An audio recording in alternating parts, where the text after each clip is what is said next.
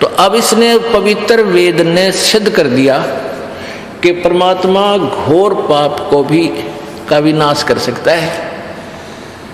और ये नकली महर्षि दयानंद इस सत्यार प्रकाश में कहता है कि पाप नाश नहीं हो सकते। अपुण्य आत्माओं, दास का कोई इस दयानंद जी से कोई जाति रंजस नहीं, लेकिन दास एक आध्यात्मिक टीचर है और ये भी आध्यात्मिक टीचर पाक रहा था। अब टीचर की व्याख्या को टीचर ही बता सकता है ये अकॉर्डिंग टू सिलेबस है या गलत सट्टे मार रखे। यदि टीचर की बात पर विश्वास ना हो तो सिलेबस पढ़ ले। तो दास ने अपने जो अनुभव भी जो परमात्मा की वाणी से प्राप्त किया था वो भी सुना दिया और साथ में ये सिलेबस दिखा दिया, ये जो वेद आपके समक्ष रख दिया। अब इसमें सिद्ध हो गया कि परमात्मा घोर पाप का भी नाश कर देता है। तो ये सत्यार प्रकाश में क्या लिखा है कि पाप नाश नहीं होते। तो सत्यार प्रकाश वेदों अनुसार ज्ञान नहीं है। सत्यार प्रकाश में ये डुप्लीकेट नोट है, इसको त्याग देना पड़ेगा, नहीं तो बहुत हानि होगी, इस जीवन की बर्बाद हो जाएगा। अपने आत्माओं, ये ऐसा प्रसंग है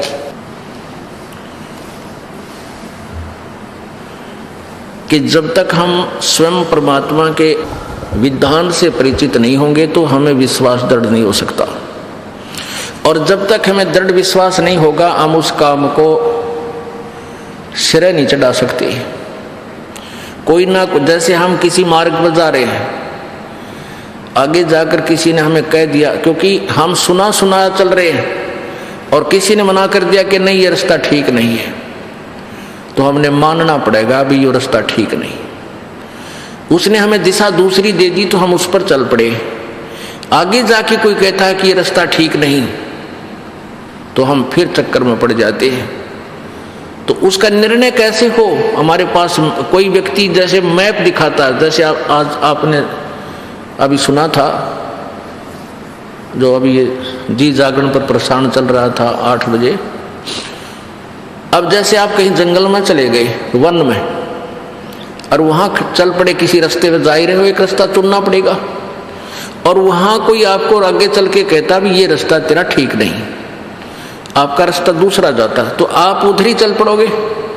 फिर तीसरा कहता है कि नहीं ये रास्ता भी ठीक नहीं, ये रास्ता इधर चलो, ये रास्ता सही है, तो आप असमंजस में पड़ जाओगे।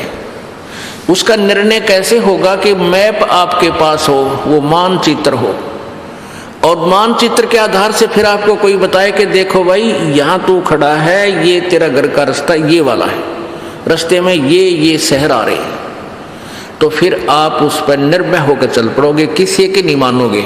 आपने खुद आंखों देख लिया मैप।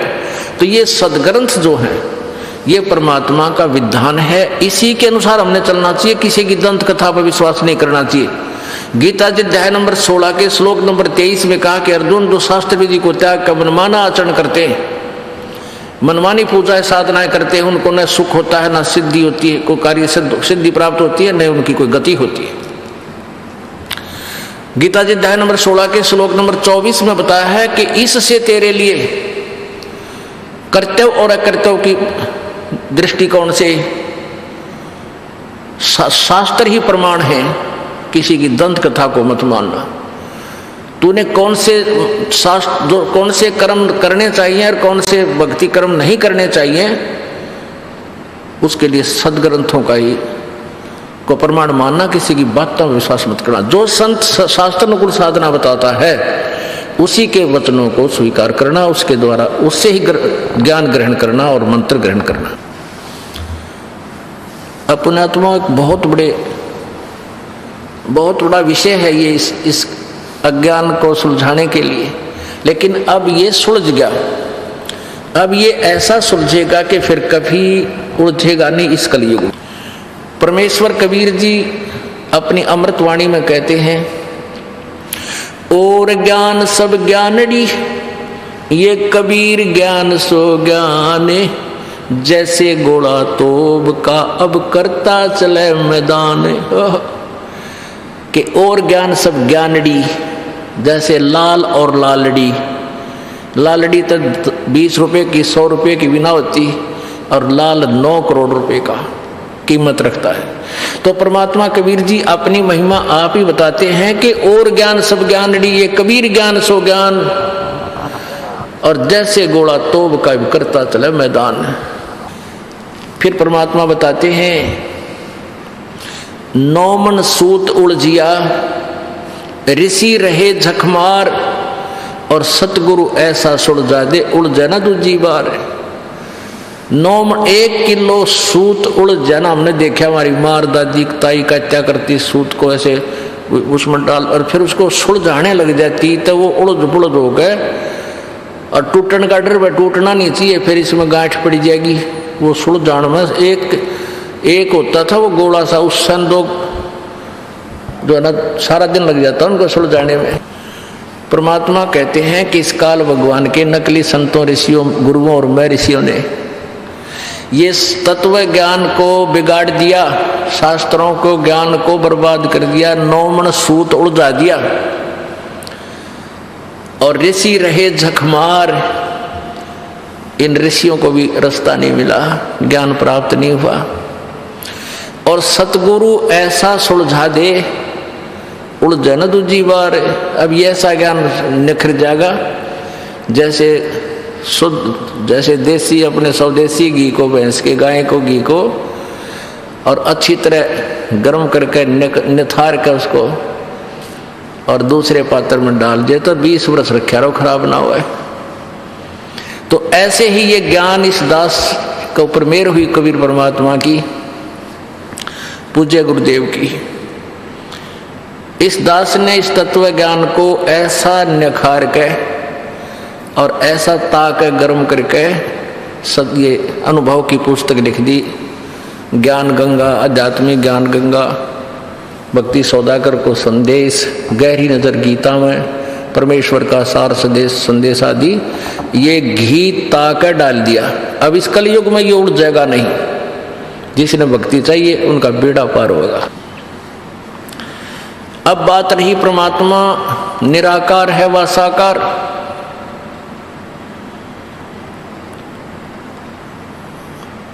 और परमात्मा की प्राप्ति कैसे होती है? परमात्मा की प्राप्ति बहुत ही आसान है। यदि इस पृथ्वी पर कोई सबसे आसान कार्य है तो परमात्मा की प्राप्ति है, सबसे आसान। पुण्यात्माओं, परमात्मा का के पाने के लिए ऋषि महर्षि तो अज्ञान आधार से वो ट्राई की, उन्होंने प्रयत्न किया, हठ योग किया, जंगल में जाके घर त्याग गए, कई वर्षों तक बैठे रहे, हठ योग किया। हठ योग किसी भी सदग्रंथ में करने का निर्देश नहीं है। जो सदग्रंथ है, दंत कथाओं के आधार पर कोई किसी ने कैसे कुछ बना लिए वो बात अलग है, वो कुछ भी बनाए रखे। कबीर परमेश्वर जी ने आकर के ये भ्रम निवारण किया कि परमात्मा पाने के लिए मेरे जैसा गरीब व्यक्ति भी योग्य है। एक भूमिका करके दिखाई गरीब जुलाहे की और शूद्र वर्ण। उसमें जब परमात्मा शूद्र वर्ण में आकर प्रकट हुए, उस समय छुआछूत चरम सीमा पर थी और ब्राह्मणों को यह अधिकार था केवल सदग्रंथों को पढ़ने और दूसरों को सुनाने का। अन्य व्यक्ति इनको पढ़ नहीं सकता था, संस्कृत भाषा को केवल ब्राह्मण ही पढ़ सकता था।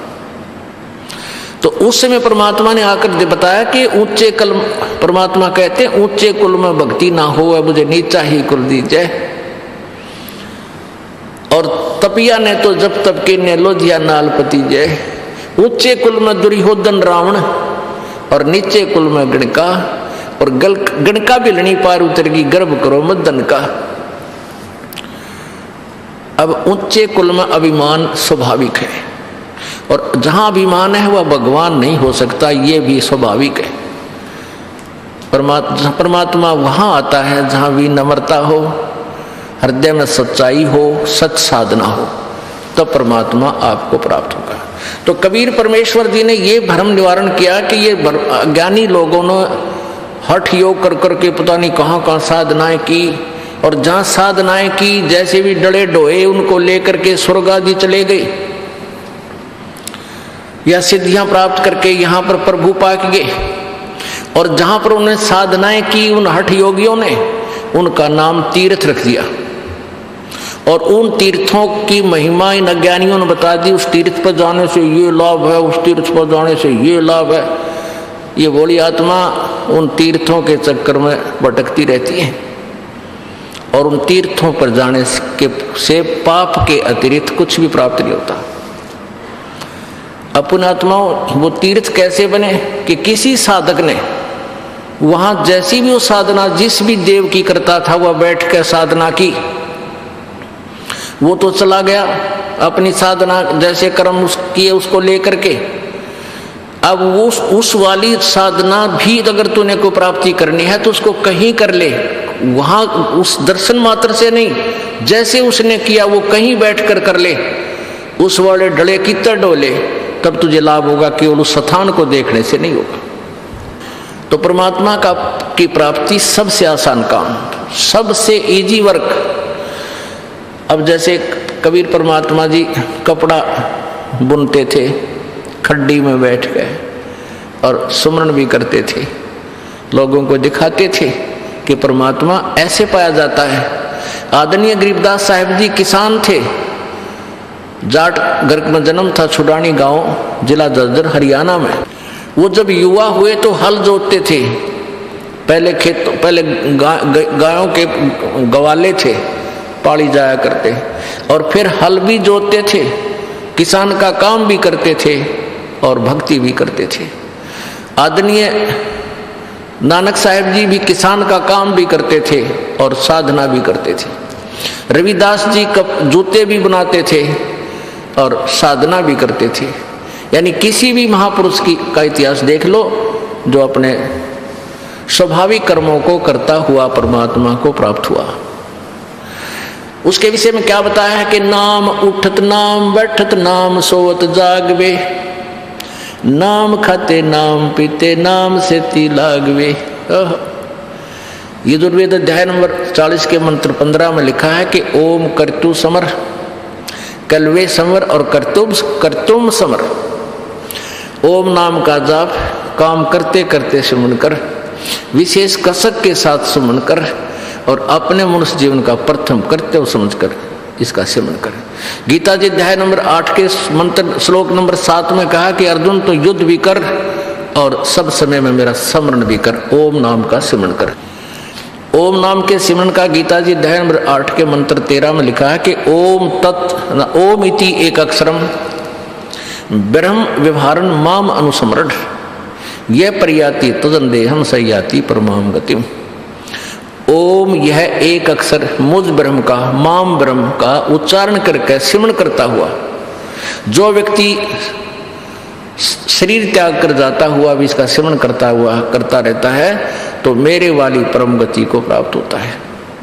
अपनी परम गति को उसने 7वें अध्याय के 18वें श्लोक में अनुतम कहा है कि ये ज्ञानी आत्मा है तो उद्धार जो मुझे भी पसंद है, लेकिन ये मेरे वाली अनुतम घटिया साधना में ही लीन है।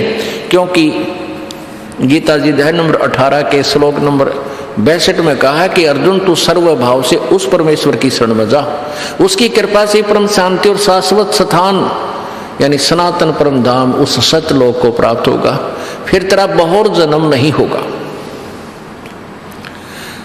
उसके लिए 18वें अध्याय के 64वें श्लोक में कहा है कि उस परमात्मा को कैसे पाया जाएगा, जिसके विषय में गीता जी अध्याय नंबर 15 के श्लोक नंबर 1 से 4 में कहा कि उसकी तत्व ज्ञान प्राप्त होने के बाद उस तत्व ज्ञान रूपी शस्त्र से इस अज्ञान रूपी गुत्थी को काट के उसके पश्चात उस परम पद परमेश्वर की खोज करनी चाहिए, जहां जाने के बाद जीव फिर दोबारा लौट कर संसार में नहीं आता, अर्थात उसका कभी जन्म नहीं होता। और जिस परमात्मा ने सारे ब्रह्मांडों की रचना की है वो गीता ज्ञान दाता से कोई और है। गीता ज्ञान दाता अपनी स्थिति 4थे अध्याय के 5वें श्लोक में 9वें श्लोक में कहता है कि अर्जुन तेरे और मेरे बहुत जन्म हो चुके, तू नहीं जानता मैं जानता हूं। अब कहता है 70वें अध्याय के 23वें श्लोक में कि उस परमात्मा सच्चिदानंद घन ब्रह्म के मंत्र 3 मंत्र का जाप है उसके पाने का, ओम तत्सत।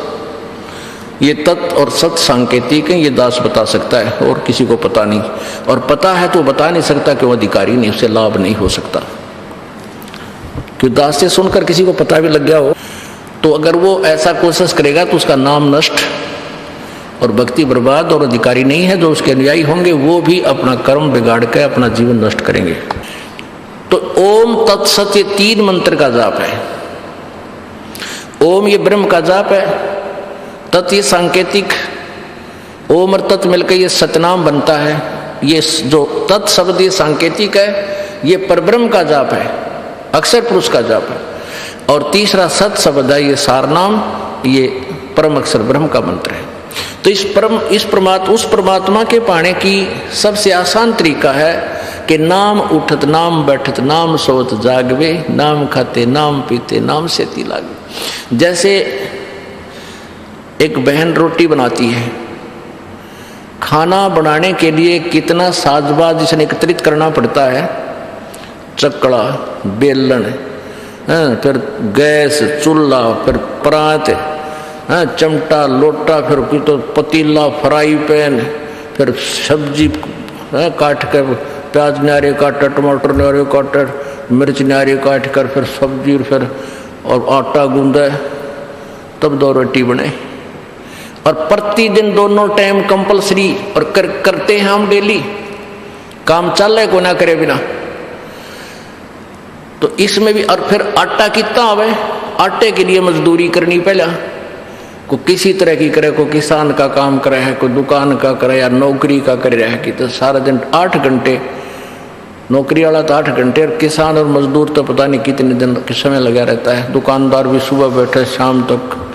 तो जब जाकर आटा मिल रहा है, वो नमक मसाला मिल रहा है, और फिर उसको बनाने में कितना समय, और हम डेली करते हैं। और परमात्मा पाने में कुछ भी ना करना, नाम उठत नाम बैठत, लोट के बैठ के चलते फिरते सुमरना तक करना जो गुरु जी ने दे दिया, और वो भी ना करेंगे फिर मार्ग कैसे, नालायक नहीं। तो इस मंत्र की कमाई से परमात्मा प्राप्ति होगी। अब कैसे होगी, जैसे आप यहां आते हो, आपसे प्रथम मंत्र दिया जाता है, प्रथम मंत्र हमें यहां तक क्लियर करेगा। हमारी इस शरीर के अंदर कमल बने हुए हैं, रीढ़ की हड्डी के अंदर की तरफ, बैकबोन के इंटरनल साइड में, बैकबोन के बीच में हमारे एक ऐसी अंदर की तरफ अंतड़ी सी बनी हुई है, जैसे हाथ की रेखाएं ऐसी होती है ना, गोल गोल सी उंगलियां की ऐसी, और उनके अंदर ऐसी आकृति है जैसे कमल के फूल, कमल के पत्ते होते हैं, बहुत बिल्कुल छोटे से।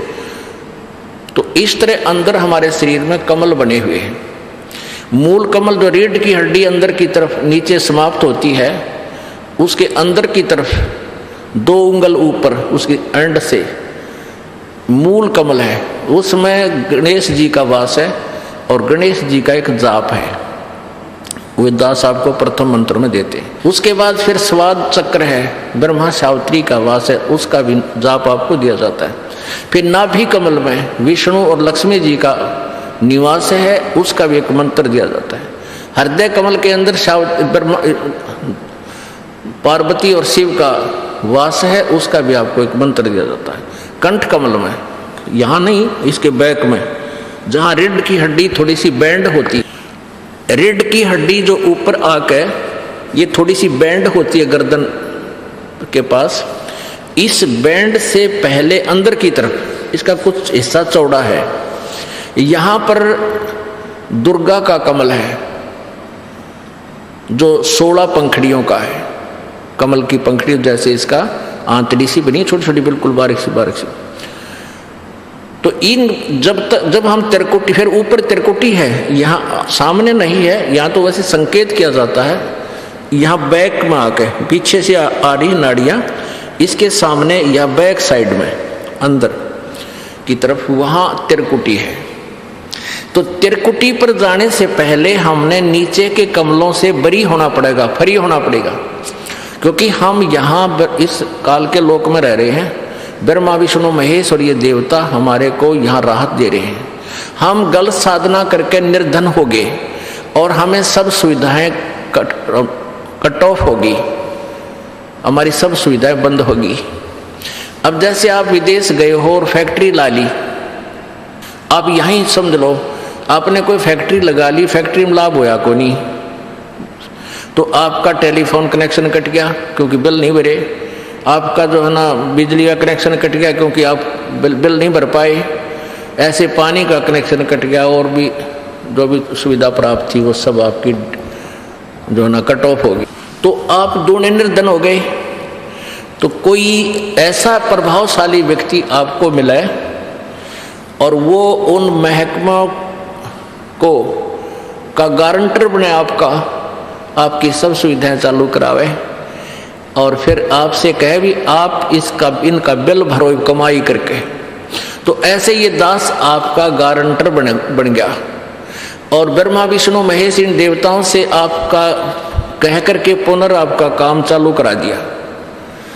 जैसे सरकार गरीब आदमियों को सब्सिडी भी दे देती है, अभी ईब तू आगे अपना धंधा खुद कर ले, पाया पर खड़ा हो, काफी राहत दे देती। ऐसे ही परमात्मा आपको सब्सिडी देगा प्रारंभ में, तो वो सब फिर आपने इस मंत्र की कमाई की मजदूरी करनी है। इन भगवान इन देवताओं की पूजा नहीं है ये, या तो मजदूरी है और मजबूरी है। इनकी एक नाम की कमाई करके फिर आप इनका जो हमारे ऊपर ऋण है वो ऋण दे देंगे, ये हमें यहाँ से बरी कर देंगे। तो त्रिकुटी पर जाने से पहले हमने नीचे के सब क्रियाओं से बरी होना पड़ेगा, यहाँ से नो ड्यू सर्टिफिकेट लेना पड़ेगा। और ये राधा स्वामी पंथ वाले क्या कहते हैं, हमारे गुरुजी कहते हैं हमने नीचे का कोई लेन देन नहीं है, हमारा मार्ग तो त्रिकुटी से प्रारंभ होता, हम सीधे त्रिकुटी से जाएंगे।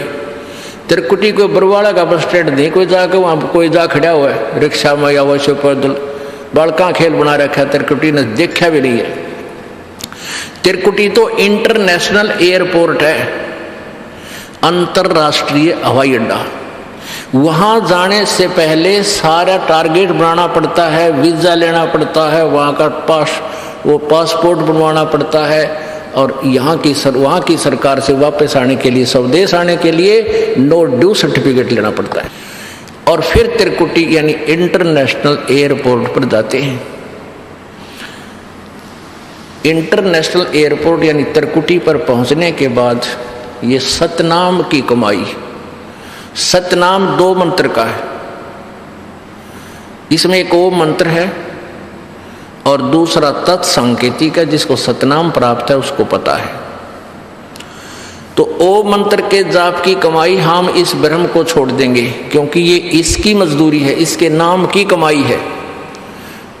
ये स्वयं भी कहता है गीता जी अध्याय नंबर 18 के श्लोक नंबर 62 में कि ये कहता है कि हे अर्जुन, सर्व भाव से तो उस परमेश्वर की शरण में जा और उसकी कृपा से तो परम शांति और सनातन परम धाम को प्राप्त होगा। उसकी शरण में जाने के लिए क्या तरीका अपनाना है?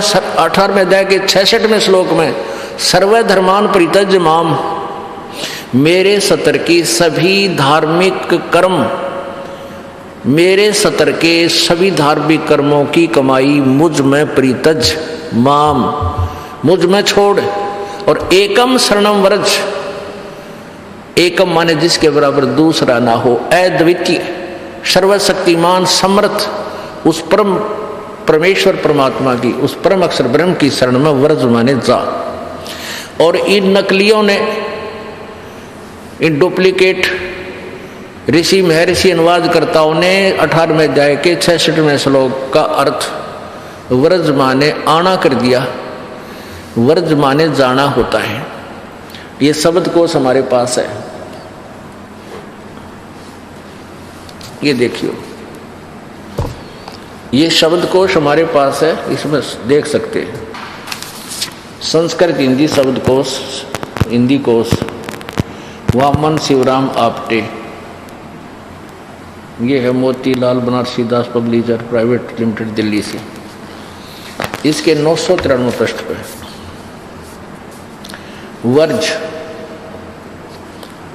वर्ज माने जाना, चलना, प्रगति करना, विदा होना आदि, निर्वासित होना, संसारिक वासनाओं को छोड़ देना, यानी चला जाना, छोड़ देना, यहां से चला जाना। और इन सभी ने क्या कर रखा है? आना कर रखा है। एक दो एग्जाम्पल दिखाता हूं आपको। अपने आत्मा जब हम नकली और असली नोट में देखेंगे तभी तो हमें विश्वास होगा कि यू नकली है, ये असली है। एक बहन ने पीएचडी कर रखी है Sanskrit, MA in Sanskrit and Shastri, और पीएचडी कर रखी उस लड़की ने। उपदेश लिया उस बेटी ने, हिसार से रहने वाली है। तो उसने कहा जी जो अनुवाद आपने किया ये तो अद्वितीय है, कभी बुद्धि ही नहीं गई किसी की यहाँ ऐसे, और बिल्कुल व्रत माने जाना ही होता है। अब उस बेटी की शादी होगी एक ऐसे ही पीएचडी संस्कृत आयत है, उसको अपने पति से उसने बताया तो वो मान के राजी नहीं, क्योंकि पढ़ा लिखा भी स्वयं में संस्कृत, पीएचडी संस्कृत में। तो उसने कहा कि उस बेटी ने बताया कि उसने, मेरे पति ने एक और शब्द को और ले रखा किसी का, उसमें वर्ज माने जाना भी है और आना भी। गाँव काट दिया रोग। अब गो माने जाना है तो आना क्यों कर हो जाएगा गो का अर्थ। अब उन्होंने वर्ज माने आना कैसे बना दी, ये कल बाद की बनी हुई डिक्शनरियों में उन्होंने इस गीता के अनुवाद से ही और नई डिक्शनरी में ये झूठा और शब्द जोड़ दिया। इसी के रेफरेंस को लेकर अनुवादकर्ताओं ने वर्ज माने आना लिखा है, तो उसने वर्ज का अर्थ आना भी उसी के रेफरेंस दे करके कर दिया। इन्होंने शब्द कोश भी झूठे बना लिए, तो ये कभी नहीं हो सकता। तो वो कहती मैं तो उनको बिल्कुल नहीं मानने को तैयार होगी, तो बिल्कुल हो ही नहीं सकता कि आना और जाना दोनों कैसे हो सकते हैं एक अर्थ एक शब्द के। अब देखो, ये देखो श्रीमद् भगवत गीता यथारूप, इसको एस्कॉन वाले की बोल रहे हैं, एस्कॉन वाले की, श्री कृष्ण प्रकर्षण कृपा मूर्ति श्रीमद् एसी भक्ति वेदांत स्वामी प्रभुपाद संस्थापक आचार्य अंतर्राष्ट्रीय कृष्ण भगवान अमृत संघ का, ये इसके द्वारा अनुवादित है।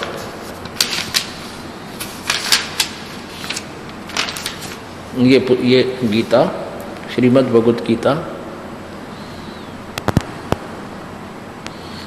किसके द्वारा? कृष्ण कृपा श्री मूर्ति श्रीमद् एसी भक्ति वेदांत स्वामी प्रभुपाद, ये इसके द्वारा अनुवादित है और यहाँ से ये प्रकाशित है। भक्ति वेदांत बुक ट्रस्ट, और ये कहाँ कहाँ से छपती है? Los Angeles, London, Stockholm, Sydney, Hong Kong, Mumbai, ये इनके वहाँ पुस्तक विक्रेता हैं। अब देखो इन्होंने के कमाल कर रखा है। 18वें अध्याय का और 66वें श्लोक का,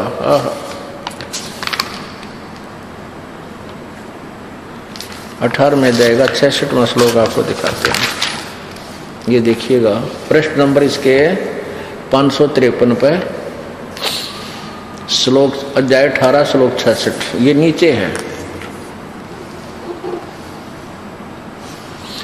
सर्वधर्मान परित्यज माम एकम शरणम वर्ज अहम तवा सर्व पापे मोक्षामि मा शुच। अब 554 पृष्ठ पे इन्होंने कैसा कमाल किया है, अनुवाद भी अर्थ भी साथ लिखे पहले। सर्वधर्मान माने समस्त प्रकार के धर्म, परित्यज माने त्याग कर, माम माने मेरी, एकम माने एकमात्र, और शरण माने शरण में, वर्ज माने जाओ। देख कितना बिल्कुल सही अनुवाद किया है, जाओ। ये अर्थ तो सही किया है, अर्थ शब्दार्थ में ठीक लिखा है। अब वर्ज माने जाओ, आगे लेके देखो फिर अनुवाद में तोड़ पाड़ दिया। अरे नकली हो। ये देखो समस्त प्रकार के धर्मों का ये अनुवाद है, परित्याग करो और मेरी शरण में आओ। अरे डुप्लीकेट हो, यहाँ तो वर्ज का अर्थ ठीक लिख रहे, जाओ, और अनुवाद में कहता आओ। ये तत्व ज्ञानहीन प्राणियों ने अनरस कर डाले। अर्थ सही लिखा क्योंकि ये चतुर आदमी थे, इन्होंने देखा कि भी अनुवाद गलत करोगे तो फिर जमा माटी पिटेगी। ऊपर अनुवाद सही कर दिया, नीचे गोलमोल कर दिया। और इसके बारे में क्या कहा है कि लाल बहादुर शास्त्री जी जो भारतवर्ष के प्रधानमंत्री थे, इन्होंने भी इसकी प्रशंसा की है कि बहुत अच्छा अनुवाद है। ये देखो, ये है लाल बहादुर शास्त्री जी, इनकी टिप्पणी यहाँ पर है। कृष्ण कृपा मूर्ति श्री श्रीमद एसी भक्ति वेदांत स्वामी प्रभुपाद मूल्यवान कार्य कर रहे हैं और उनकी पुस्तकें मानव जाति के उद्धार के लिए महत्वपूर्ण योगदान है। स्वर्गीय श्री लाल बहादुर शास्त्री भूतपूर्व प्रधानमंत्री भारत। अब इस फीत ने देख के आम आदमी निश्चिंत हो जाता है। अभी जब हमारे प्रधानमंत्री जी भी इसकी प्रशंसा कर रहे हैं तो अनुवाद के रो काट रखा हुआ। अब और दिखाते हैं, ये है श्री आसाराम जी द्वारा अनुवादित यानी उसके आश्रम से प्रकाशित श्री संत आसाराम जी आश्रम अहमदाबाद। ये श्री आसाराम जी श्रीमद् भगवत गीता श्री योग वेदांत सेवा समिति संत श्री आसाराम जी आश्रम श्री संत आसाराम जी आश्रम आसाराम जी बापू आश्रम अहमदाबाद से। ये इनके मोबाइल नंबर। अब देखो 18वें अध्याय का 66वां श्लोक, 18वां अध्याय 66वां श्लोक। संपूर्ण धर्म व्रज सर्वधर्मान प्रीतज माम एकम शरणम व्रज। संपूर्ण धर्मों को अर्थात संपूर्ण कर्तव्य कर्मों को मुझ में त्याग कर तू एक मुझ सर्वशक्तिमान सर्वाधार परमेश्वर की शरण में आ जा। जय हो आसाराम जी की। ये ले एक और दिखाते हैं, ये देखिएगा श्री सुधांशु जी महाराज के द्वारा अनुवादित। और ये बड़ी अच्छे विद्वान बताए, इनकी इनके ऊपर जो इनकी डिग्री देख के देखना। श्रीमद् भगवत गीता श्री सुधांशु जी महाराज के द्वारा यह अनुवादित है। सुधांशु जी महाराज, ये कहाँ से प्रकाशित है? विश्व जागृति प्रकाशन, ओंकारेश्वर महादेव मंदिर, जी ब्लॉक, मानसरोवर गार्डन, नई दिल्ली से। मुद्रक है इंटर इंडिया पब्लिकेशंस, D17, राजा गार्डन, नई दिल्ली। दूरवास इतना। ये देखो इवन के इन ये देखो, ये है 18वां अध्याय और 66वां श्लोक। संपूर्ण धर्मों का आश्रय छोड़कर तू केवल मेरी शरण में आ जा। जय हो आचार्य सुधांशु जी की। अब इनकी स्वामी सुधांशु जी के बारे में लिख रखा है MA। अब दिखाते हैं, देखो एक छोटी सी गीता जी को, ये गीता जी है, अनुवाद भी है और इतनी मोटाई है इसकी, अनुवाद भी कर रखा है एक जयदयाल गोविंदका जी ने, गीता प्रेस गोरखपुर से प्रकाशित है ये। और इसका ऐसे ऐसे मोटी ग्रंथ बना दिए इसको समझाने के लिए। देखिएगा, देखो पूरा कितना मोटा ग्रंथ है और कितनी छोटी लिखाई में, इतने बड़े बड़े ग्रंथ बना दिए। ये कौन है इसका अनुवाद करता और राइटर?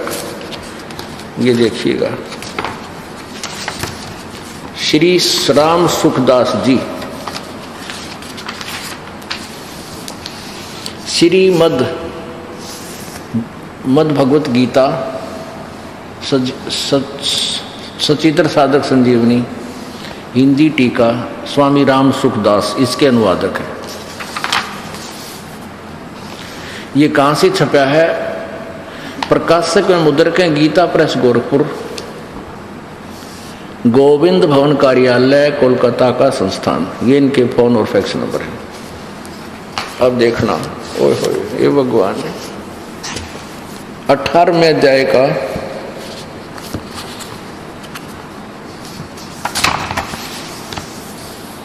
66वां श्लोक। ये देखो, ये कौन से प्रारंभ होता है?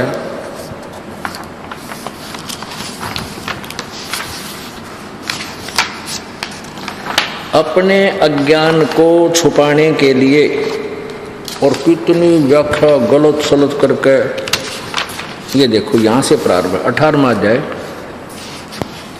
18वां अध्याय श्लोक 66। सर्वधर्मान परित्यज माम एकम शरणं व्रज, अहम त्वा सर्व पापेभ्यः मोक्षामि मा शुच। 66। स्वामी राम सुखदास जी क्या अर्थ कर रहे हैं? संपूर्ण धर्मों का आश्रय छोड़कर तू केवल मेरी शरण में आ जा। सब ने एक कुएं का पानी पी रखा है। अब सभी ने एक दूसरे की नकल कर रखी है, और क्योंकि अध्यात्म ज्ञान इनको था नहीं, तत्व ज्ञान से अपरिचित थे, अड़ंगा कर दिया। अब यहाँ देखो, इस महापुरुष ने कितनी छोटी राइटिंग में ये छपवा रखी है, देखना दूर से देखो, यानी पूरा आकार देखो इसका। ये इतनी बड़ी बुक है, ये देखो 9 इंच से भी ज़्यादा है, 10 इंच तो लंबा है यो, और लगभग 8 इंच चौड़ा है। 10 इंच बाई 8 इंच का एक पृष्ठ। ये बारीक लिखाई। इस अज्ञान को अधिक अज्ञान बनाने की चेष्टा में ये सारा इसी का अनुवाद कर रखा है। ये देखो, ये पृष्ठ नंबर 1300 से शुरू है, देखिए 1200 से प्रारंभ है ये इसकी व्याख्या। अब देखो 66वां, ये 66वां श्लोक ही चल रहा है, और कहाँ तक? ये 66वां, ये यहाँ 67 आ गया। ये 67 यहाँ शुरू होता है, और यहाँ तक ये 66 चल रहा है 1218 तक। ये 1217, और ये यहाँ समाप्त होता है 1218 पे। ये यहाँ एंड हुआ 1218 पृष्ठ पे यहाँ, और यहाँ से फिर ये 1219 पर ये 67वां श्लोक प्रारंभ होता है। यहाँ तक ये भी डाले रखे इसे 19 पृष्ठ ठोक दिए, कोरा ज्ञान ठोक दिया इसके अंदर, जबकि 2 अक्षर की बात थी। तो इनकी समझ में आया को ना कि यूं भगवान किसी और के बारे में, क्योंकि श्री कृष्ण जी को फाइनल अथॉरिटी मान रहे थे, ये सभी श्री कृष्ण जी को सुप्रीम गॉड मान रखा था, और विष्णु जी का अवतार सतोगुण भगवान, सारी ये उपमा भी साथ बताते थे। और देखो, आपको और दिखाते हैं, ये देखिएगा, ये कहाँ से प्रकाशित, कहाँ से अनुवादित है? श्रीमद् भगवत गीता। अनुवादक हैं ब्रह्मलीन महात्मा सत्यानंद सर्वज्ञानंद, आदि संपादक हंसादेश, प्रकाशक मानव उत्थान सेवा समिति 2/12 पंजाबी विभाग नई दिल्ली। यानी ये हंसादेश वाले जो सतपाल जी महाराज हैं उनकी तरफ से ये इनका चित्र है, सतपाल जी का, श्री सतपाल जी महाराज। इनके द्वारा अनुवाद देखना कितना तोड़ पटक कर, इन्होंने 4-4, 5-5 अनुवाद श्लोकों के इकट्ठा ठोक रखे। और इनका कारण क्या था? इसका कारण ये था कि प्रत्येक अनुयायी इतने श्रद्धालु, इतने डिवोटी हैं कि वो यूँ सोचा है कि हमारे गुरु जी के द्वारा अनुवादित पुस्तक हो, उसको सीने से लगाकर पढ़े। तो इसलिए इन्होंने उस भावना का दुरुपयोग करने के लिए ये और काम शुरू कर दिया। इनका तो उद्देश्य था कि अपने पीछे जनता ने लाकर काल के जाल में ठोक देना। अब देखो, अष्टमोध्याय, अष्टोदश अध्याय 18वां, इन्होंने यहाँ इकट्ठा 58, 59, 60 का अनुवाद किया, फिर 61, 62, 63 का ऊपर जो कर दिया। अब यहाँ शुरू होता है 64, 65, 66 का। तो ये हो 66वां, सर्वधर्मान प्रीतज माम एकम शरणम व्रज अहम तवा सर्व पापेभ्य मोक्षामि मा शुच। इसका अनुवाद इसने यहाँ किया है। इन चारामत यहाँ से शुरू होता है। सर्व धर्मों के कर्मों को छोड़कर केवल तू मेरी शरण में आ। वो कहते ना आगे पाछे नीम तले। एक और नई ये में लिखे डॉक्टर सर्वपल्ली राधा कृष्णन, ये देखो डॉक्टर सर्वपल्ली राधा कृष्णन के द्वारा अनुवादित भगवत गीता।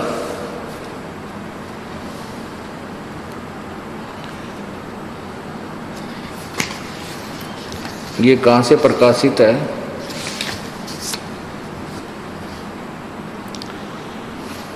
विश्वविद्यालय दार्शनिक डॉक्टर सर्वपल्ली राधाकृष्णन के अंतर्राष्ट्रीय ख्याति प्राप्त गौरव ग्रंथ, ये नीचे लिखे हैं। श्री उनमें से गीता जी भी एक है। हिंदी पॉकेट बुक्स,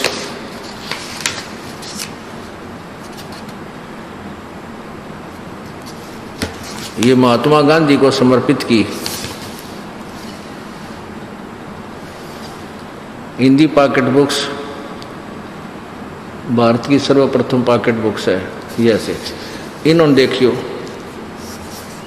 ये 18वें का 66वां, सर्वधर्मान प्रीतज माम एकम शरणम व्रज। सब कर्तव्यों को छोड़कर तू केवल मेरी शरण में आ जा। एक भक्ति ने कहा था, डॉक्टर सर्वपल्ली राधाकृष्ण जी ने बहुत अच्छा अनुवाद कर रखा है। ये राधाकृष्ण जी देख लो थारे। अब प्रसंग चल रहा है कि सर्वधर्मान प्रीतज माम एकम शरण व्रज। ओम नाम के जाप की कमाई और सभी जो ये 500 यज्ञ आदि आप कर रहे हो, ये इस काल को भ्रम को हम दे देंगे। हम क्या करते रहे अभी तक?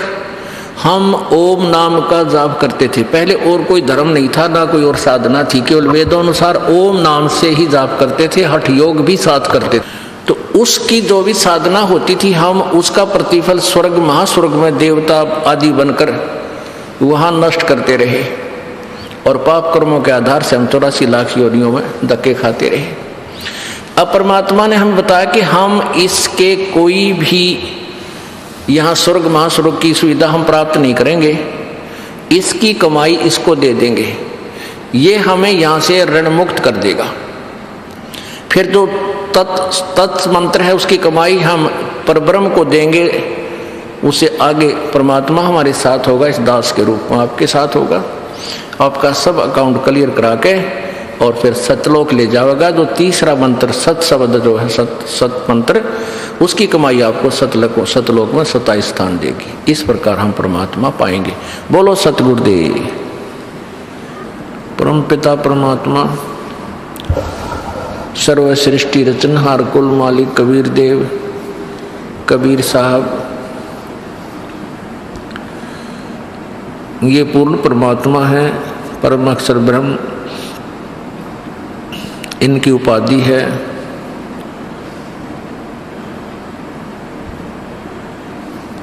ये परमात्मा स्वयं ही आकर के यथार्थ ज्ञान का प्रचार प्रत्येक युग में करते हैं।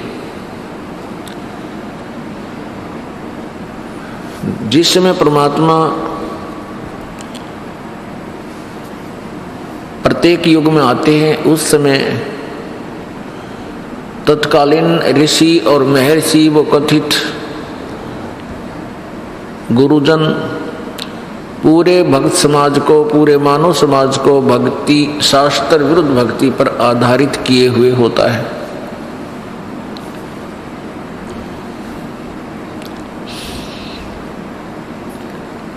परमात्मा आकर के यथार्थ ज्ञान समझाने की चेष्टा करते हैं, परंतु काल प्रेरणा से ये प्राणी उस अज्ञान को जो काफी वर्षों से सुन रखा होता है, उसी को सत्य मानकर काल के जाल में फंसे रह जाते हैं। परमात्मा आकर हमें बताते हैं, भाई राम नाम रटते रहो,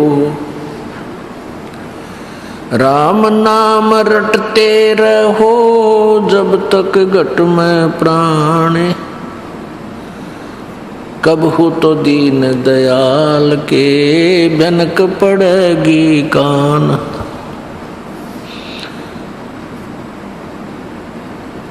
इस मिट्टी के महल में मगन भया क्यों मूडे, कर साहब की बंदगी उस साईं को ढूंढे। पृथ्वीपति चकवे गए जिनके चक्र चलंत,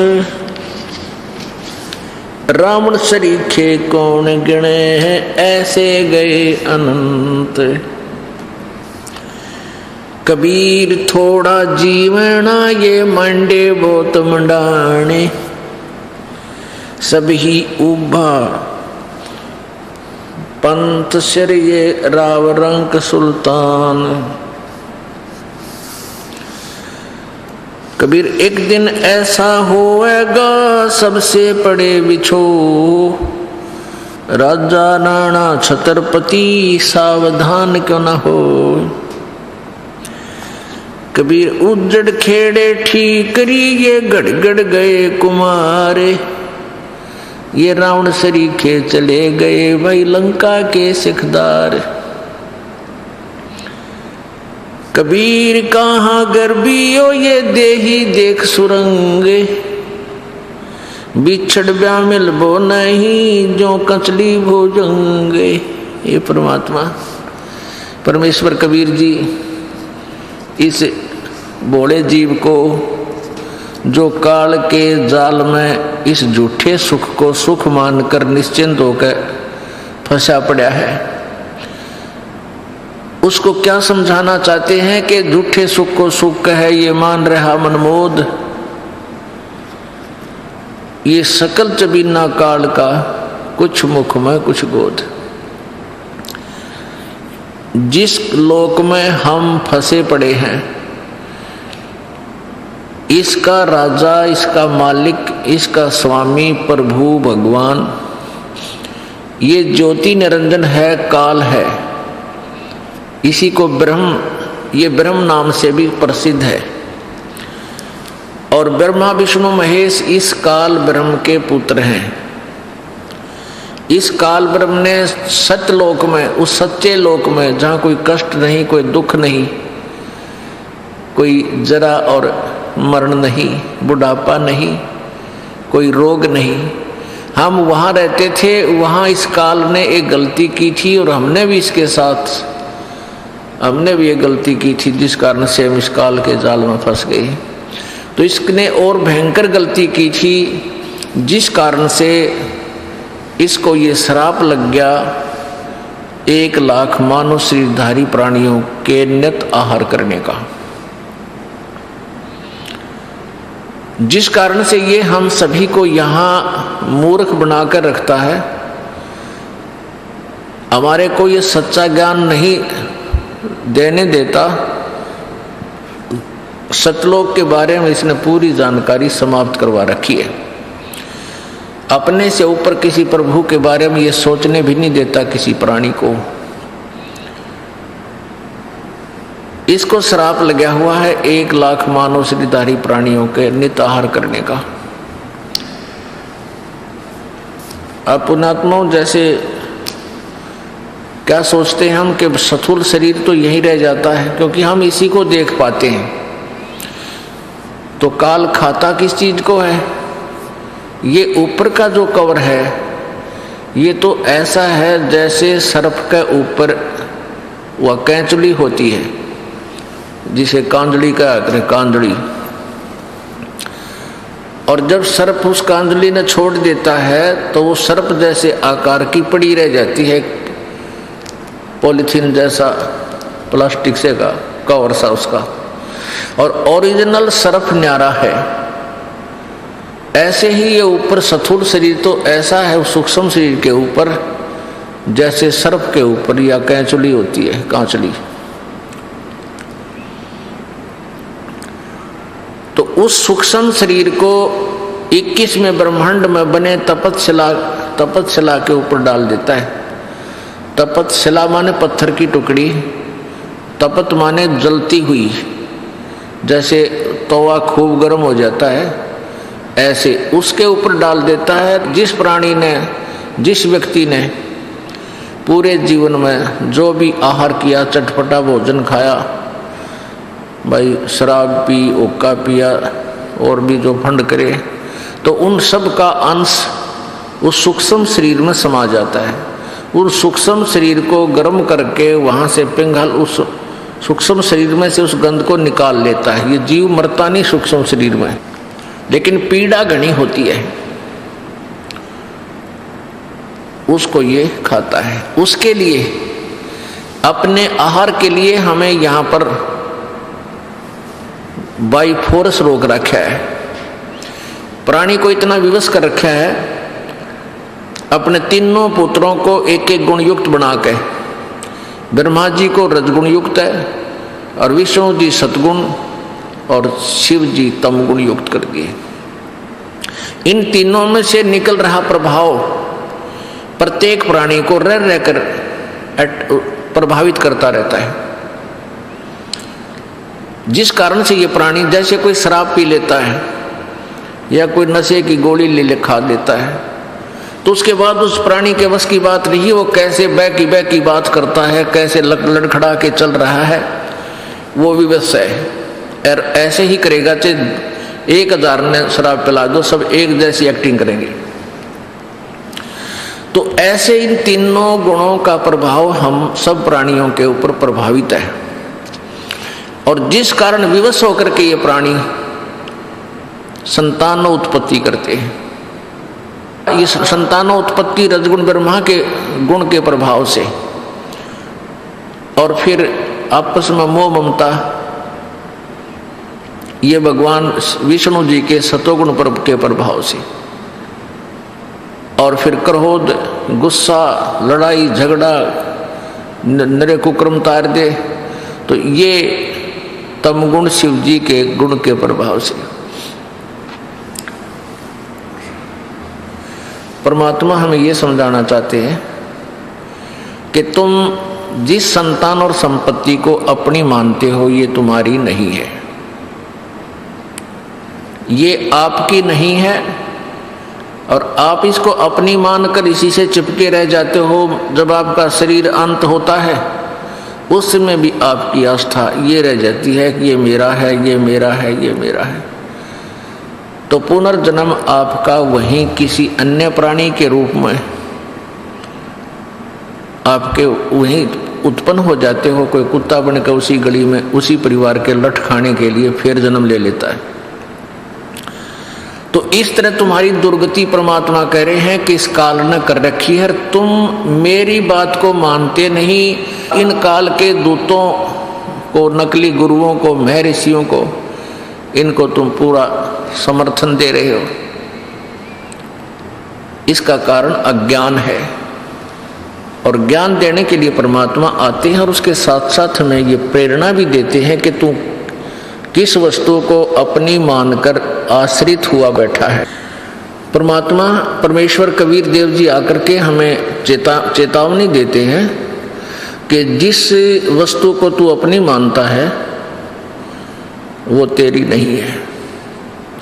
क्या बताते हैं कि काया तेरी है नहीं, ये माया कहाँ से हो। चरण कमल में ध्यान रखो, इन दोनों को खोए। जब तेरा शरीर ही तेरा नहीं है, इसको भी तू त्याग के जाएगा एक दिन, तो जिस संपत्ति को तू अपनी मान बैठा नालायक, ये तेरी कैसे हो सकती है। कभी जोर देकर विचार कर। अब परमात्मा ये समझाना चाहते हैं कि जब तक तुम इस संसार में हो, आपको एक छोटे से मकान की भी आवश्यकता है, और मकान के अंदर रोटी बनाने के सामान की भी आवश्यकता है, खाना बनाने की। जो आपको मिनिमम आवश्यकताएं हैं, जो कम से कम काम चलाओ, वो तुम रखो, और बाकी ये बैंक भरने लग जाते हैं, कि तब फैक्ट्रियां पर फैक्ट्री गार्डन लग जाते हैं, 1 मकान 2 मकान और 4 मकान, इस समय अपना जीवन बर्बाद कर रहे हो। ये बालकों का खेल खेल रहे हो तुम, जैसे बच्चे खिलौनों से खेलते हैं। तुम बालक हो, इससे सिद्ध है कि तुम बच्चे हो। जब तक तत्व ज्ञान प्राणी को नहीं होता, ये बालकों जैसा होता है। जैसे आप किसी होटल में रुके हुए हो और वहाँ पर सब सुविधा है, बेड भी है, चेयर कुर्सी भी है, उसमें टेलीविजन भी लग रहा है, फ्रिज भी रखा है। या छोटे हो वैसे सिंपल होटल में रुकते हो तो वहाँ चारपाई तो जरूर मिलेगी, पंखा भी लग रहा होगा। हाँ, तो इस तरह कहने का भाव ये है कि आप जी जैसे भी महल मकान में रह रहे हो, झोपड़ी में रह रहे हो, ये समझ लो कि आप एक होटल में कुछ समय के लिए रुके हुए हो। और जब होटल त्याग कर प्राणी आता है तो उन कुर्सियों में, मेज में, चाहे वहाँ टीवी फ्रीज में, उसका लगाव नहीं बनता, क्योंकि उसको पता होता है ये मालिक के हैं, मेरे नहीं। और हम बालक जैसे हैं, हम इनको अपना मान बैठे हैं। जैसे आप जब यहाँ से मृत्यु को प्राप्त होगे तो उस समय आप किसी भी वस्तु को नहीं ले जा सकते, क्योंकि ये आपकी नहीं है। हाँ, जब तक आप इस होटल में हो इनका सदुपयोग करो, लेकिन परमात्मा की भक्ति करो। जिस उद्देश्य से तुम होटल में रुके हुए हो, जैसे बाहर व्यक्ति जाता है, किसी कामवश जाता है, और वही बाहर किसी रेस्टोरेंट, होटल में, धर्मशाला में रुकता है, तो उस मूल उद्देश्य को छोड़कर उसी में लेटा रहे। उस समय सारे ठाठ जो ना गुटी सूटी भी लाएं, जार फिर फिल्म देखें, जावर मूल काम न करे, नहीं तो कंगाल होगा वापस। इसी प्रकार आप जी एक होटल में रह रहे हो, जो भी आपको सुविधा प्राप्त है, जैसा भी आपने किराया भर रखा होटल के मालिक को, वैसी सुविधा, वैसा ही कमरा, वैसा ही सब खान पान आपको दे रखा है। लेकिन आपका मूल उद्देश्य क्या है? चाहे कोई अच्छी सुविधा युक्त होटल में रुका हुआ है बिजनेसमैन, और बिजनेस करने गया हुआ, व्यापार करने, और एक सिंपल सी धर्मशाला में रुका हुआ है, और दोनों का उद्देश्य यही है कि हम बिजनेस करें, व्यापार करें और दुगने तिगने पैसे कमाकर अपने स्वदेश चले। तो दोनों ही यदि बिजनेस ठीक कर रहे हैं तो दोनों ही लाभ बराबर प्राप्त कर सकते हैं।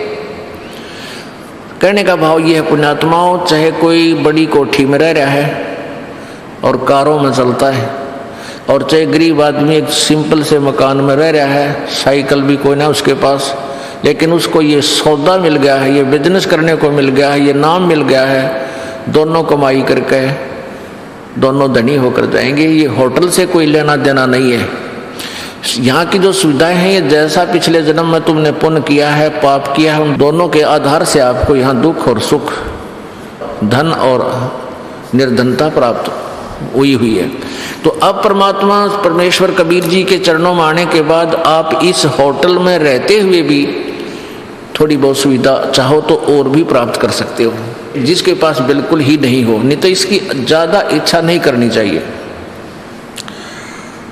उसके लिए परमात्मा बताते हैं कि सर्व सोने की लंका होती रावण से रणधीरम, एक पलक में राज राजीव जम के पड़े जजीरम, मन तू सुख के सागर बस रे भाई और न ऐसा यस रे। सारी सोने की लंका थी। जैसे हम ईंटों से मकान बनाते हैं, कमरे बनाते हैं, कक्ष, ऐसे सोने की ईंटों से रावण ने पूरी लंका, पूरी उसकी जो नगरी थी वह पूरी सोने की ईंटों से बना रखी थी।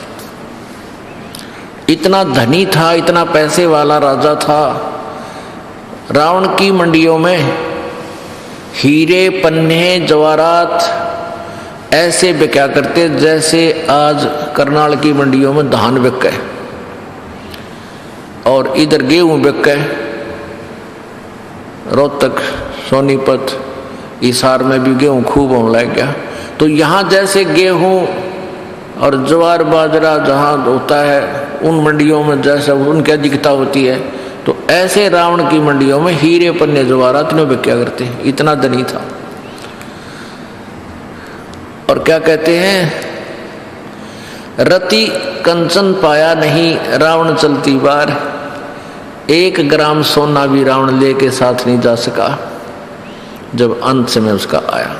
तो कहने का भाव यह है कि पुण्यात्माओं, आप जी कति बच्चों वाला खेल खेल रहे हो, गुड़िया खेलत उम्र गवादी लाया नहीं विचार। परमात्मा कहते हैं कि तुम यहाँ संतान संपत्ति के ऊपर ही पूरा जीवन बर्बाद कर रहे हो, आप ऐसा कार्य कर रहे हो, आप इतने बालक हो, इतने अनजान हो। जैसे पहले समय में हम छोटे छोटे थे, उस समय लड़कियां ना तो स्कूल जाया करती, वो 14-15 साल की हो जाती, उन्हें ब्याह दिया करते ठाक है। तो उससे पहले बालक और छोटी होती थी तो घर के काम में भी वो सहयोग नहीं देती थी बालक होने के कारण। तो वो क्या करती थी, खेलती रहती थी। और खेल क्या था, जैसे लड़की का विवाह हो जाता है तो उसके लिए पहले एक बीमारी थी कि लड़की की आगे वाली कितनी हैं, जैसे सास ननंद, फिर उनकी आगे, तो उन सब के कपड़े अलग अलग रखा करते, उन्हें तीड़ बोला करते। तीड़ एक सूट जैसे एक घाघरा हो गया, बाहर घाघरा होया करता, उसमें मेरे ख्याल 50 मीटर 40-50 मीटर कपड़ा एक घाघरे में होया करता। ईब तो मेरे 10 सूट बने उसके। तो पहले रिवाज ऐसी थी, समय समय अनुसार बदलती रहती है। तो उनको एक सेट होता था, उसमें एक घाघरा, एक उसको ऊपर कमीज, एक चुंदड़ी, उसने एक तीड़ बोला करते एक सेट को, तीड़। तो एक लड़की के जब वो भेजते थे अपनी बेटी को, तो उसका सारा सामान एक बार सारा रख के बार चारपाइयाँ पे और दिखाया करते सबको। और लड़कियां आती और औरतें आती वहाँ पर गीत गाती हुई कि उनकी लड़की कल जाएगी, आज उसके कपड़े दिखाए जा रहे हैं, तो वो देखा करते। तो उनमें क्या बताया करते, क्या करते, 30 तीड़ तो अगलियां की हैं, 30 तीड़ यानी सेट, एक घाघरा, एक उसको ऊपर कमीज और एक चुंदड़ी, ये एक तीड़ बोला करते। उन्हें पैक कर देते डायरे नारे सूतलियाँ थे या वैसे किसी डोरी रस्सी थे। तो कहने का भाव ये है कि ये 30 अगलियां की, 20 पछलियां की, इतनी लड़की की, इतनी फलाने की, वो नारे नारे दर देते। लड़की जाती वह साथ ले जाती है, वो गुदड़ का अगला तो फिर और अगला चला जाता, वो चक्कर काटने में रहा करता। तो यह व्यर्थ की व्यवस्था थी। फिर भी जो हमारा उद्देश्य है उस प्रसंग पर आते हैं। तो छोटी छोटी लड़कियां जो होती थी वो देखती थी कि ये 30 अगलियां की तीड़ सेट और 20 पछलियां की, ये फिर लड़की के। तो वो क्या करती थी, जब कोई टेलर आता था घर पे उस लड़की के कपड़े सिलने के लिए, तो उसके छोटे छोटे टुकड़े बच जाते थे कातर सी। वो लड़की क्या करती थी, उन छोटे छोटे टुकड़ों को इकट्ठा करके और उनके 2-2-3 इकट्ठे कर उनको तीड़ बना लेती थी, सेट बना लेती थी। और फिर 20 लिखा अपने आप रोज संभालती उन्हें खोल के, ये 30 अगलियां की, 20 पछलियां की और 10 गुडिया की, उनको उठाकर रोज गिन लेती, रोज रख कर और फिर खेल लेती उनके साथ। और उस तीथड़े ने, उस इतने टुकड़े ने कोई निकाल लेती, दूसरी बहन या छोटा भाई 1-2 तीड़ उसकी निकाल लेता उस टुकड़ा ने, तो इतनी बुरी तरह रोया करती, वह पाँ पीटे रोए। तो माता पिता कोई पूछे भाई क्यों रो रही है बेटी, तो रोती रोती बताया करती है मेरी तीड़ निकाल ली इसने, तीड़ इसलिए रो रही हूँ। वह तीड़ ने त्याल एक इतना टुकड़ा, वह कातर सी, वह कटे हुए कट पीस की, उसने वह तीड़ मान रही थी ओरिजिनल मान रही थी। इतनी कमजोर बुद्धि होती है बच्चे की, और ऐसे रो रही थी, बुरे हाल मचा रखा था। तो परमात्मा कहते हैं कि गुड़िया खेलत जन्म गवा दिया, तन लाया नहीं विचार। तो जो ये यहाँ की जो सुख सुविधाएं आप इन्हीं पर आश्रित हो, इन्हीं को परमात्मा से मांगने आ रहे हो, तो परमात्मा कहते हैं तुम तो उस गुड़िया खेलन वाले बच्ची लड़की के सतर के ज्ञान है तुम्हारा, इतने बालक बुद्धि के हो। तो परमात्मा क्या कहते हैं, क्या मांगू कुछ थिर न रहाई, ये देखत नैन चला जग जाई। 1 लख पूत 1.25 लाख नाती, उस रावण कै दीवान बाती। परमेश्वर कबीर जी कहते हैं अपने ऊपर आप ही अपनी महिमा आप ही बताते हैं, अपने आप ही उदाहरण बनते हैं कि यहाँ की किस वस्तु को मांगू भगवान से, क्या मांगू कुछ थिर ना रहाई, और देखत नैन चला जग जाई। परमात्मा से क्या मांगे हैं? किसी के संतान नहीं है तो एक संतान मांगने आते हैं, किसी के पास धन नहीं है तो भगवान से केवल धन रोजगार मांगने आते हैं। तो परमात्मा कहते हैं भाई के मांगू, या कोई स्थाई तो को ना। रावण का कहते हैं 1 लाख पुत्र थे, और अंत में वो 1 लाख भी ना रहे, और आज उस रावण का कोई दीवा लावणिया नहीं रहा। सब चले गए, धीरे धीरे सब खत्म हो गए, और तुम एक ही पुत्र को प्राप्ति करने के लिए परमात्मा के आगे खड़े कर देते हो।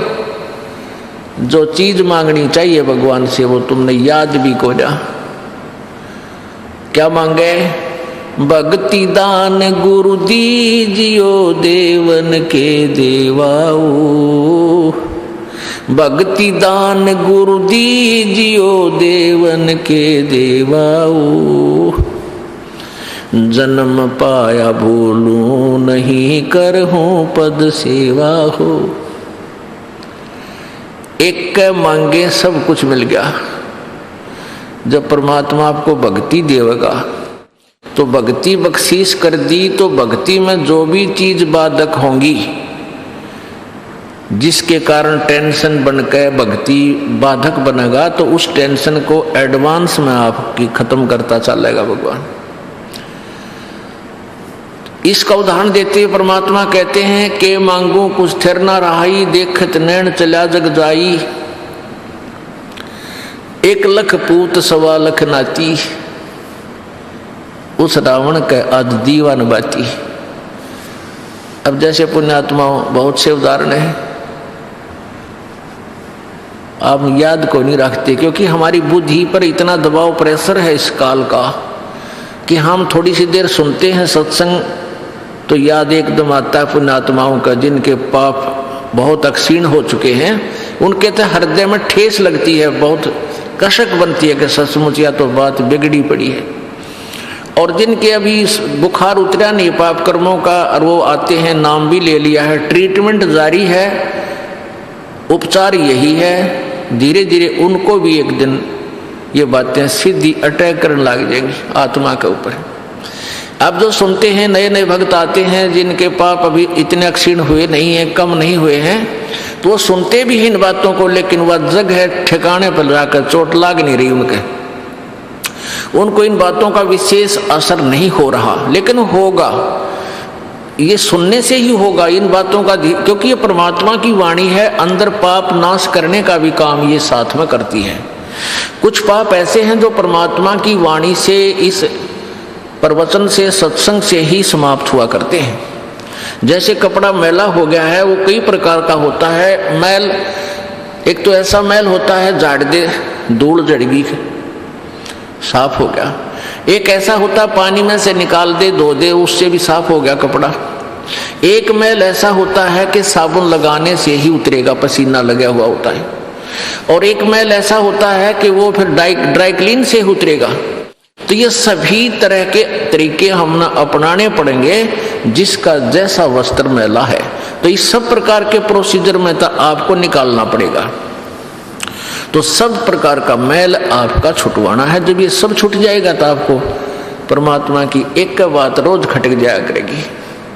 आपको नित्यनेम करने को दिया है, उसके अंदर वो मार्मिक शब्द हैं, अगर ध्यान से सुन लो तो रोज पोचा सा लग जाए आपके ऊपर। लेकिन हमने एक रूटीन बना लिया, यू करना ही है, उसकी रेल बना दे हैं, फटाफट फटाफट करके यूँ तो काम होया। चलो उसका भी लाभ अवश्य मिलेगा, लेकिन उसमें क्या लिखा है उसका रह रहकर असर हो आत्मा पे, ताकि जागृति बनी रहे, बुराइयों से बच के रहे, भक्ति में श्रद्धा बढ़े। इसलिए वो नित्य नेम सुबह का और शाम का, दोपहर का आपको दिया गया है। तो ये जो बातें आपको सुनाई जाती हैं, इनका असर थोड़ी देर रहता है, क्योंकि काल प्रेशर बहुत जबरदस्त है। तीनों गुणों का दबाव इतना जबरदस्त है। जैसे किसी की मृत्यु हो जाती है और सभी जब उसको लेकर जा रहे होते हैं, प्रत्येक आदमी के मन में एक बार अवश्य ही आती है, बताइयो के लेके गया बेचारा, कल तक हाय हाय मचा रहा था, हाय मेरा यूं नो कर दूं, रात सबको छोड़ के चलेगा।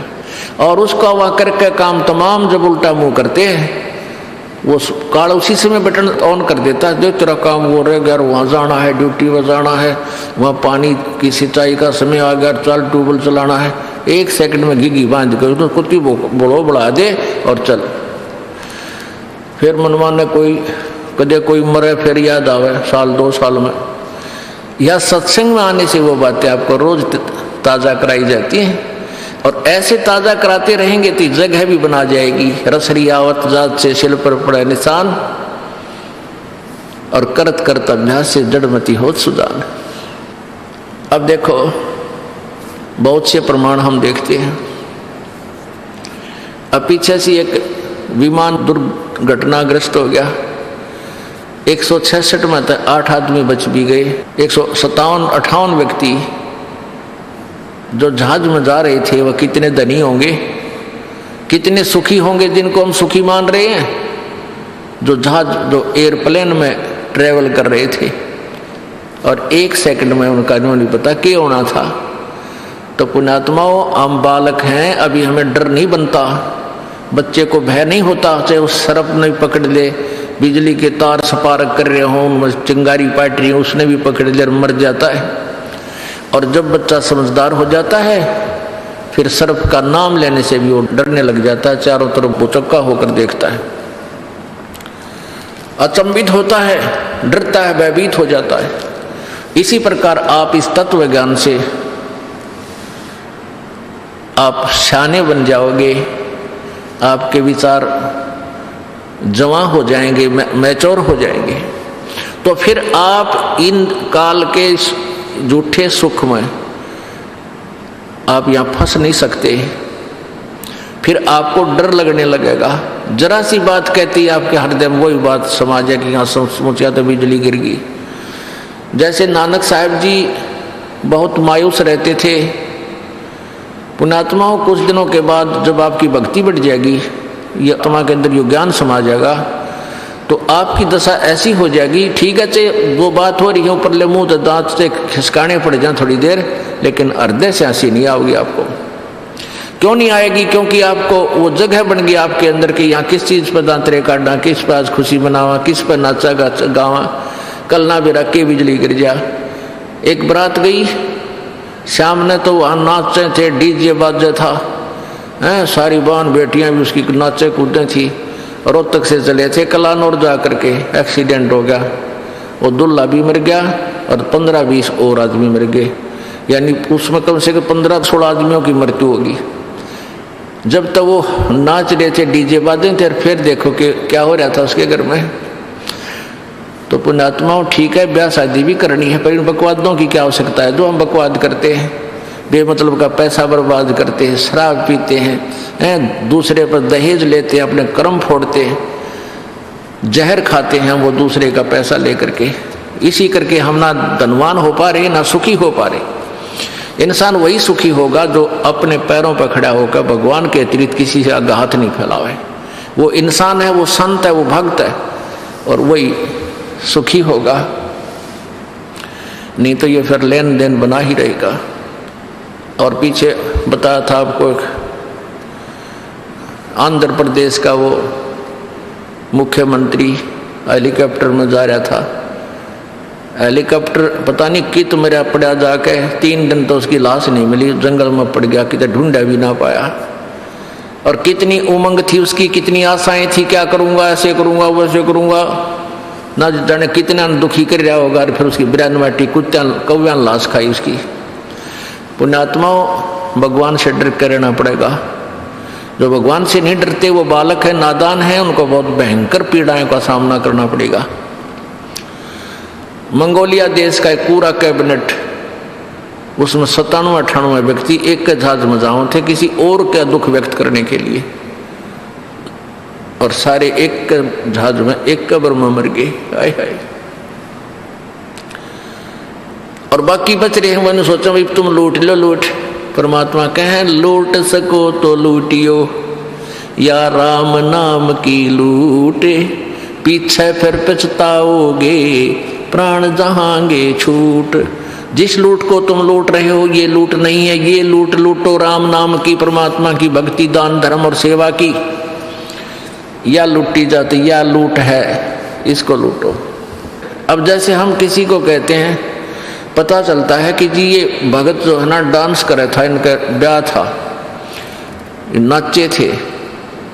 अब पुण्यात्माओं, मन इस दास के टीचर है, धमकानी भी पढ़ते हो, खुरकानी भी पढ़ते हो, और ये भी कहना पड़ता है भी अगर ऐसे तुम मर्यादा भंग करोगे तो भगवान मदद नहीं करेगा तुम्हारी, या बेशक बताया करो। चलो ये तो उन बच्चों को जो ज्ञान नहीं समझ रहे हैं, जिसने साल 6 महीने नाम लिए हुआ है, सत्संग भी कम सुन पाए हैं, उनसे गलती हो जाती है तो उनको तो खुरका धोखा का हम फिर सेट कर देते हैं, आगे से नहीं करोगे, आगे करोगे ऐसी क्रियाएं तो मालिक साथ नहीं देगा, आइयो चाहे मत आइयो, ये नियम है प्रभु का। तो ये तो हम तब तक कहते हैं जब तक आपका ज्ञान मैच्योर नहीं हुआ, और जो जिनका ज्ञान मैच्योर हो गया, ये दास के कहने की जरूरत ना पड़ेगी, आपका मन को नहीं माने, आपकी आत्मा ही नहीं मानेगी कि ये बकवाद करूं। अब इतना बिगड़ गया मानव समाज। आज से 20, 30, 40 साल पहले जब हम बालक थे, छोटे थे, उस समय ब्याह शादियां देखी हमने ना, तो कोई डांस करने का मतलब भी नहीं, कोई अभद्र ढंग से कोई बोल भी नहीं सकता था गाँव में। और ईब बाप भी नाचे, माँ भी नाचे, बेटी भी नाचे, सरेआम जुलूस काट दिया। अन्यों कहीं मॉडर्न हो गई, टट्टू हो गया था, सारा नाश कर दिया अपनी इज्जत का। सरेआम नाचे बेटियां भी, वो तो वैसे ही नाचा करती कहीं बंद कमरों में, और आज सरेआम लड़कियां नाच रही हैं, फिर उसको बड़ी खुशी मना रही है, क्योंकि इतना सतर गिर गया, ज्ञानहीन हो गए हम। तो हमने ये बकवाद, इस ज्ञान तक छूटेंगी। आपका मन ही नहीं माने किसी प्रकार का भी कोई जश्न मनाने की, जश्न मनाने को दिल नहीं करेगा। कैसे? जैसे ये घटनाएं आपको याद आती हैं। एक भक्त कह रहा था जी हमने आज 11 वर्ष हो गए त्योहार नहीं मना लिया, 11 वर्ष हो गए हमने त्योहार नहीं मना लिया। और जिसके जो ये झूठे सुख को सुख मान रहे हैं और कोई चोट ना लगी है, वो देखे दिवाली न रोड़ी न बेगन तारते हैं, पटाखे नारे फूके, हाथ जड़वा लें किसी और के, हैं किसी के छोर ने फूक दें कि तो कपड़ा मांग लग जाए, कोई तोड़ जुल्म हो जाते हैं। और जिसके घर में यह घटना घट जाए 2 दिन पहले, वो बजा के दिखाओ फिर वो पटाखे। तो परमात्मा कहते हैं ये तो भाई 2 दिन आगे पाछे पटाखे सबके बंद होंगे, तो पहले क्यों ना हम सेट हो जावा, क्यों इसे बूढ़े गंदे लोक में और क्या पे खुशी मनावे। तो ये ज्ञान से बनेगा, और ज्ञान होगा भाई सत्संग वाणी से। तो कह रहा था जी जैसे कभी तो हमारे घर में मेरा पिता की डेथ होगी, और फिर 1 साल भर तक वो पैक हो गया, 1 साल कोई त्योहार नहीं मनावांगे। कुछ दिन के बाद बहन का बटेऊ की, अगले साल बहन का बटेऊ मर गया। उससे अगले साल कोई और रिश्तेदार कति निकट के होगी, फिर घर में फिर दोबारा चाचा का नंबर आ गया। तो कहते 11 साल हो गए हमने कोई त्योहार मनाए। तो पुण्यात्मा, ये गंदा लोक है, यहाँ पर तो हम ढीठ होकर खुशी मना रहे हैं, यहाँ खुशी की कोई जगह नहीं। जैसे एक परमात्मा कहते हैं बेटा जाया खुशी हुई और खूब बजाए थाल, ये तो आना जाना लगा हुआ है जो कीड़ी का नाल। एक का जो है ना 10-12 वर्ष के बाद पुत्र प्राप्ति हुई, तो उस पुत्र के यानी उस लड़के के दादाजी ने आसपास के 10-12 गांव की नौते दे दिए, उड़ा खूब खाना खुना खिलाया, शराब स्वरूप पार्टी, यानी खुशी का ठिकाना नहीं रहा। 1 वर्ष के बाद वो पोता मर गया, अब टक्कर मार रहा है वहां पर, मना ले खुशी, क्या की मनावे।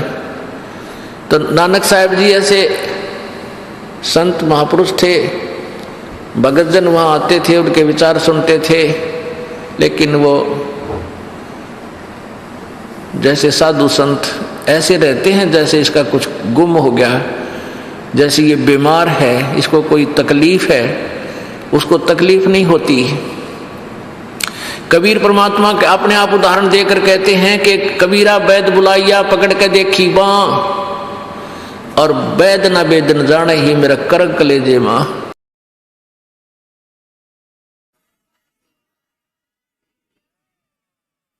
अब आपको कुछ भक्तों के अनुभव सुनाएंगे, ध्यान से सुनना, ये बार बार समय नहीं मिलता बच्चों, या एक एक अक्षर आपका बड़ा कीमती बहुमूल्य है जो भगवान आपको यहाँ लाए हैं। यहाँ आना कोई बच्चों का खेल है, बगैर परमात्मा की रजा से आप इधर मुंह भी नहीं कर सकते। स्पेशल है आपको, चाहे कुछ भी कारण बनाया, चाहे दुखी करा चाहे सुखी करा, आपको ऐसे स्थान पर लाकर बैठा दिया। अब चर्चा सुना करो, एक एक शब्द को ऊपर विचार किया करो। आप सुनिएगा वो भक्तों के अनुभव। नमस्कार सर। नमस्कार सर। क्या नाम है सर आपका? मेरा नाम भरत गुप्ता, जिला हमीरपुर, यूपी से रहने वाला हूँ। सर, संत रामपाल जी महाराज से नाम दीक्षा लेने से पहले आप क्या भक्ति साधना करते थे? सर, जो हिंदू धर्म में प्रचलित भक्ति है, जैसे कि गणेश जी को मानना, शंकर जी को मानना, विष्णु जी को मानना, बस इन्हीं सारी देवी देवताओं की भक्ति करता था। मेरा ज़्यादा इंटरेस्ट नहीं होता था क्योंकि मैं स्टडी करता था, तो बस थोड़ी सी यही कि कभी कभार बस मंदिर चला जाता था, बाकी कोई डट के भक्ति नहीं करता था मैं सर। सर, आपने बताया कि आप स्टडी करते करते ब्रह्मा विष्णु महेश व अन्य देवी देवताओं की पूजा करते थे, तो स्टडी करते करते आपको संत रामपाल जी महाराज की जानकारी कहाँ से प्राप्त हुई? सर, मेरे एक कलीग्स हैं, लेडी भगत हैं जिनका नाम दीपिका गुप्ता, उन्होंने मुझे मेमोरी कार्ड श्री संत रामपाल जी महाराज के सत्संग वाले दिए भर के। तो मैंने, वो हमसे बोलती थी कि सत्संग सुना करो, तो मैंने जब जब टाइम मिलता था मुझे, तो मैं सत्संग सुन लेता था। तो बस इन्हीं मतलब पलों के बीच मुझे परमात्मा की कसक हुई और 10 जून 2015 को संत रामपाल जी महाराज से नाम दीक्षा ले ली। सर, आपने बताया कि 2015 में संत रामपाल जी महाराज से आपने नाम दीक्षा ली, लेकिन संत रामपाल जी महाराज 2014 से जेल में हैं, तो आप संत रामपाल जी महाराज से कैसे जुड़े? सर, जब मैं सत्संग सुनता था तो मुझे एक अलग मतलब कसक मिलती थी परमात्मा की, एक अलग इंटरेस्ट जागता था।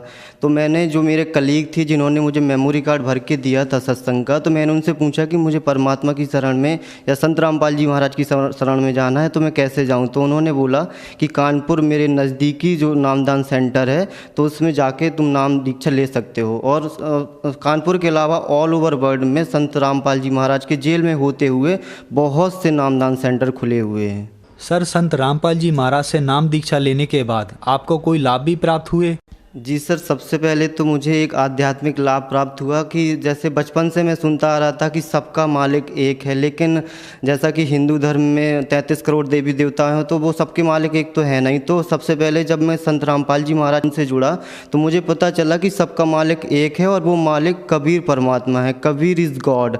और इन्हीं सबके चलते मैं आपको एक लाभ बताना चाहता हूँ कि मैं कानपुर से लखनऊ आ रहा था, स्कूटी से था, तो मैं हाईवे पे था, तो हाईवे में एक गड्ढा पड़ा, तो मेरी स्कूटी उस गड्ढे में गई और कम से कम 3 फीट ऊपर जंप करी स्कूटी, और ऐसा मुझे लगा कि किसी ने मेरे साथ स्कूटी को भी पकड़कर एक बिल्कुल स्ट्रेट नीचे रख दी हो। ना स्कूटी बिल्कुल भी डिस्टर्ब नहीं हुई, ना मैं डिस्टर्ब हुआ, ना मुझे एक स्क्रैच हुआ, ना मैं गिरा, ना कुछ। और वो समझ लीजिए कि मेरे लिए एक जीवन दान साबित हुआ।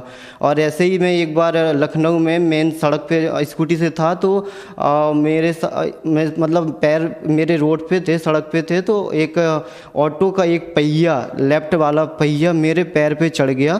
तो मुझे उस टाइम एट अ टाइम मुझे बहुत पेन हुआ। तो मैंने सभी लोग ने मुझे देखा तो मुझसे बोले कि आपका पैर तो या तो फ्रैक्चर हो गया या फिर आपको कोई चोट हो गई तो इंटरनली। तो मैंने कहा नहीं, ऐसा नहीं हो सकता। तो मैंने मन में ही संत रामपाल जी महाराज से अरदास लगाई कि परमात्मा, एट अ टाइम तो मुझे बहुत पेन हो रहा, प्लीज़ इस पेन को ख़त्म करिए और ऐसा कुछ भी ना हो जो ये लोग बोल रहे हैं। तो ज़्यादा से ज़्यादा मैक्सिमम टाइम 5 मिनट में मेरा वो पेन ख़त्म हो गया। ना मुझे कोई स्क्रैच, ना कोई फ्रैक्चर, ना कोई हड्डी, कुछ भी नहीं टूटी। मैं जैसा था वैसा ही कि वैसा हूँ।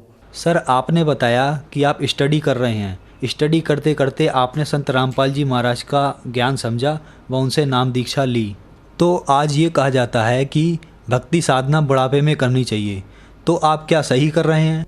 जी सर, बिल्कुल मैं तो बहुत सही कर रहा हूँ। और ये जो आपने बात बोली है कि ये सारी चीज़ें जो भक्ति होती है ये सब बुढ़ापे की चीज़ें होती हैं, इस मेरे साथ हुई भी है। बहुत सारे लोगों ने, मेरे रिलेटिव्स ने, मेरे फ्रेंड्स लोग, मेरे माता पिता और भी जो लोग हैं, उन्होंने मुझसे कहा कि अभी तुम्हारी ये एज नहीं है भक्ति करने की, तुम्हारी स्टडी करने की है, अपनी लाइफ सेटल करने की, पहले कुछ अपना फ्यूचर बना लो।